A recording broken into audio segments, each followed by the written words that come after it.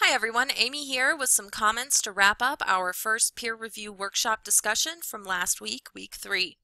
I'm going to focus obviously in this video on what we did last week, but I do want to point out that there are some announcements now on the news feed for week 4, including your to-do list. We're back to a regular week where we have 2 discussions running simultaneously, the writing prompt and the open discussion, and then you've got your reading matrices for the week, videos and readings as well. And then I also did have some questions about your open discussion prompt for this week. I am going to need all of you to set up your blogs because that's where you're going to post your essay for the next unit. However, only 3 of you have to create original threads to link to your blogs. The rest of you can just provide links when you reply to the 3 originals. So if any of this is still confusing, please do just shoot me an email and let me know. Alright, so jumping into our discussion from last week, I do want to first point out that you have a separate rubric for the for the writing peer review workshop discussions, just like you have a separate rubric for the writing prompt discussions and the open discussions. So I want to take a look at that real quick just to show you all, because most of you did not actually complete all the required components, and also notice that the workshop discussions are worth quite a bit more in terms of point value than the other 2 types of workshops. So in a normal week you'd be completing 2 different discussions to get 30 points together. When you're doing a peer workshop discussion, that one discussion is worth 30 points. So it's very important that you complete all components, your original post, the feedback to your peers, and your final reflection in order to get a passing grade on these discussions. So I'll be referencing back to this as I go through my comments on your overall discussion from last week. So let's go ahead and jump in. Many of you did not provide a complete set of feedback comments to your peers, and many of you did not complete the final reflection whatsoever. So you will see that reflected in the point values that are entered into the gradebook for your work for the discussion last week. As far as the summaries themselves go, I did provide quite a bit of feedback in my midweek comment from week 3 last week. And so if you have questions about your actual drafts, please do take a look at that video and then email me if you have any comments or questions. The video is still posted in our news feed from just a few days ago. But I do want to emphasize a few things that I'm going to be specifically grading you guys on, and that is going to be indicated or reflected in the prompts that I was having you all respond to as you provided feedback to one another. So you do need to have these 4 required components in your introduction of the article: the author, title, place of publication, and the date. And then you do need to have an overall accurate representation of the argument itself that's being provided in the article. So remember that a strong summary is concise, accurate, and objective. So of course you want it to be accurate in that you want it to be a true representation of what you read in the article. So a good example of this is if you're writing about the dawn of the digital natives, you want to make sure that you represent that Johnson does not in fact agree with the NEA study and his thesis is something quite different. So if you were trying to represent in your summary that Johnson somehow agreed with the NEA study, then that would be an inaccurate representation of his argument. So that's just an example of what I'm looking for when I'm judging the accuracy of your summaries. From there, you'll need to go straight into a discussion of the author's overall thesis, and remember that the thesis needs to be the broadest, most general, and comprehensive part of the entire argument. So everything in the thesis, everything in the article as a whole needs to be covered in that thesis, if only generally. So if you have any points in the body of your summary that aren't covered by the thesis, look back to the thesis and revise it to make it broader so that it can be all-encompassing of all the points the writer makes throughout the argument. And you may have to list some of those points in the thesis, and that's perfectly fine to do as long as it's, again, providing even coverage of all of those points. From there, from your presentations of the writer's thesis, you'll want to move into just discussing the arguments supporting points that that writer is using to prove, so to speak, the overall thesis that they're arguing for. So for example, in the web privacy article, you'll want to make sure that you cover all the reasons why Johnson says that sharing online can actually be beneficial, and then you'll also want to acknowledge the fact that he says it needs to be done safely and appropriately based on each person's individual kind of decision about what's ethical for them to share online, and you would want to provide even coverage of that half of his argument as well. And then finally, make sure that you're not including any specific pieces of evidence or examples or quote-unquote proof that the writer's using to prove the points that are referred to here. So you want to cut out any specific examples or facts, so to speak, from the argument. So another good example of this is from the Dawn of the Digital Natives. You don't want to talk about any of the numbers, the statistics, the 5 out of 500 versus 1 out of 100, the scaling, or anything like that in terms of the specific numbers.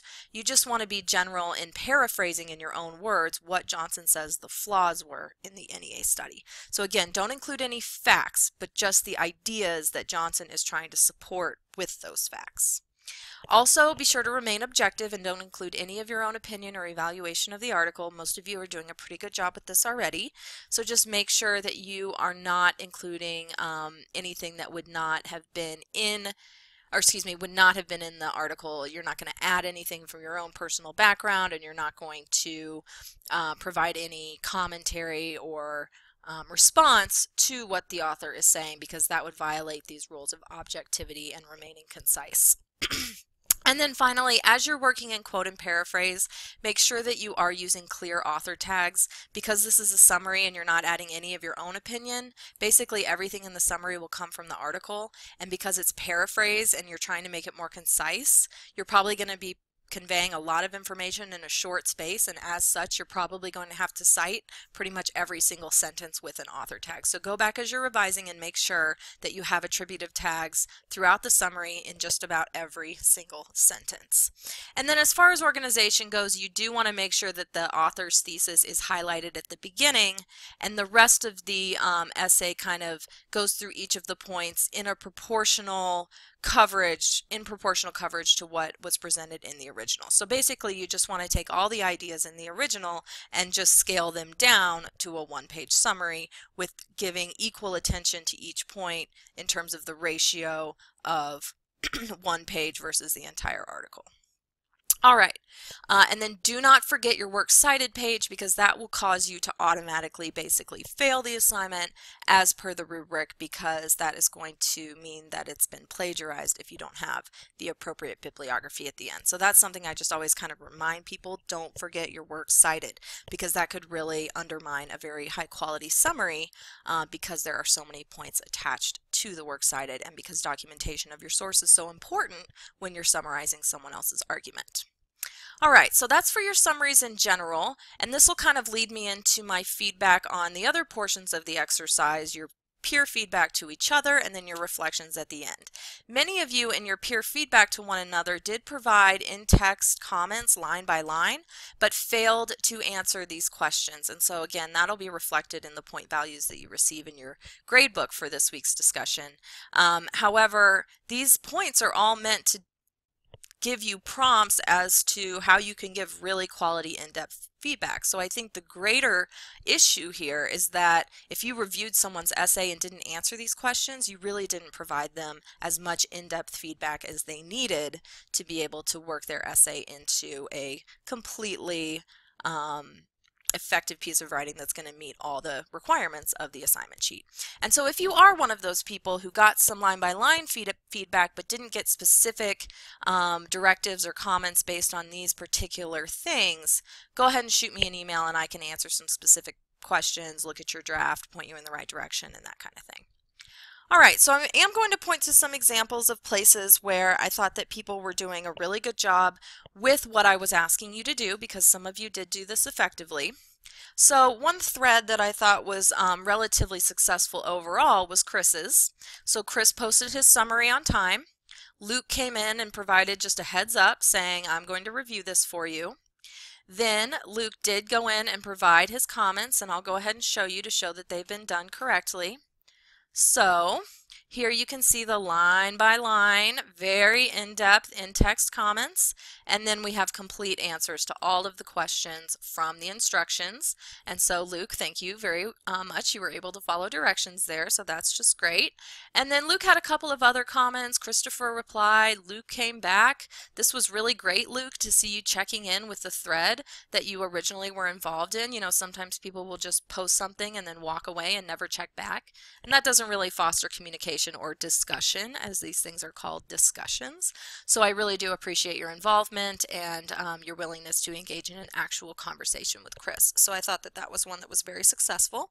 And then in terms of just overall feedback, let me see if I can find these because they're a little bit buried. So I definitely wanted to point out the feedback that Rocky provided to Tabitha, because that was very effective and it did follow the format that I asked you to do in the instructions. So we have a document that includes the really in-depth answers to all the questions. This is exactly what I'm looking for, Rocky. These are in full, complete sentences, very accessible and easy for the original writer to understand, and very useful. Think about the kind of feedback you would want to receive. What is going to work for you, and then provide that to your partners. And Rocky, I think you've done a really good job with that.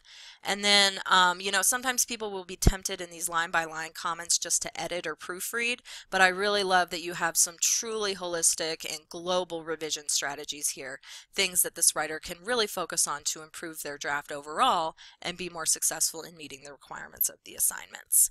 And then another set of comments that I thought were particularly effective were Alexis's, and I'm going to have to find them here because I'm not exactly sure which she had reviewed.